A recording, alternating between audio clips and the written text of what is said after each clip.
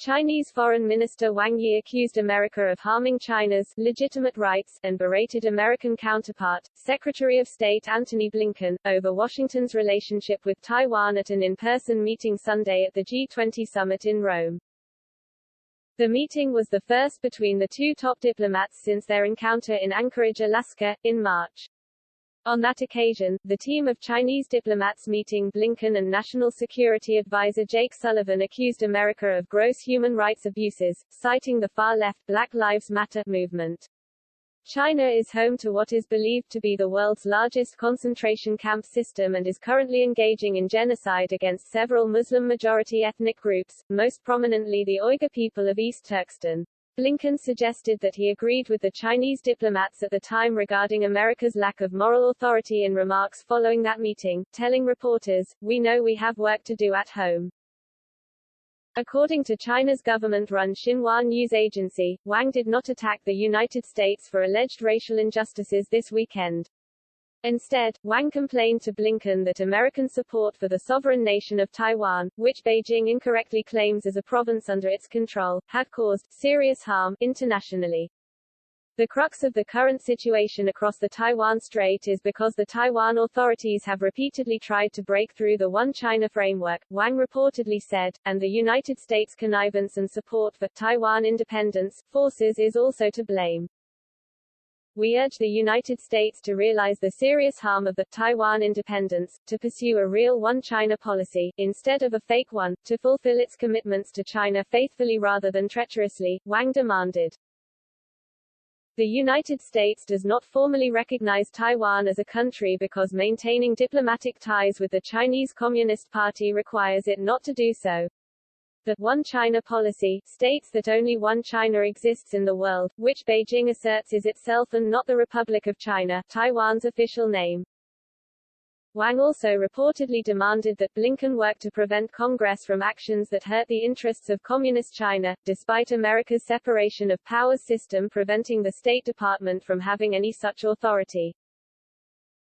The United States has wantonly interfered with China's internal affairs, Wang stressed, noting that the current U.S. Congress has introduced more than 300 anti-China bills, Xinhua reported, and the United States has included more than 900 Chinese entities and individuals in various unilateral sanctions lists, which severely disrupted the normal bilateral exchanges.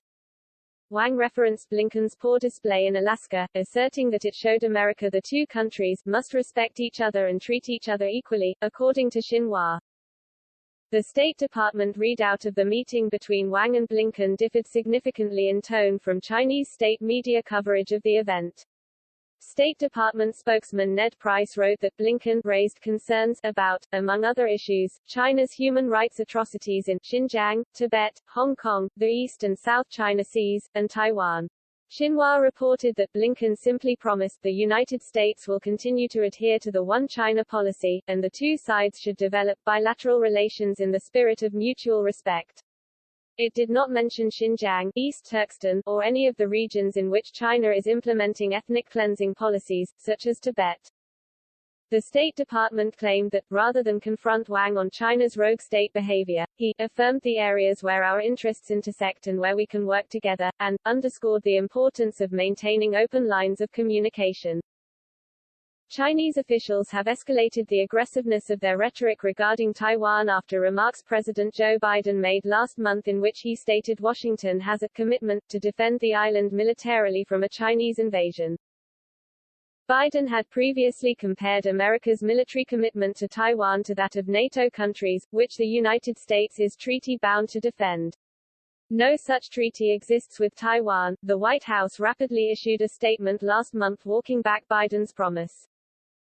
He is just too old to think clearly. To be blunt, a senior Chinese regime propagandist, Chen Weihua of China Daily, said in response to Biden's remarks. The Chinese diplomats present at March's meeting with Blinken and Sullivan in Anchorage focused more on America's alleged transgressions than China's. Senior Politburo member Yang Jiechi referenced the Black Lives Matter movement during an extensive, 16-minute harangue, which violated meeting rules, and asserted that Washington presided over a genocidal state. Blinken and Sullivan did not significantly refute these points. It remains unclear what, if any, objective the Biden administration had planned for the meeting, as it resulted in no policy changes, joint statements, or any meaningful fruit. Blinken later indicated that he agreed with Yang's assessment. We will hear from some countries, such as China, as we do other years, that we have no right to criticize them because we have our own challenges to deal with, Blinken said later in March. Well, we know we have work to do at home that includes addressing profound inequities, including systemic racism. The Chinese government celebrated the diplomatic victory by celebrating commemorative souvenirs with Yang quotes emblazoned on them.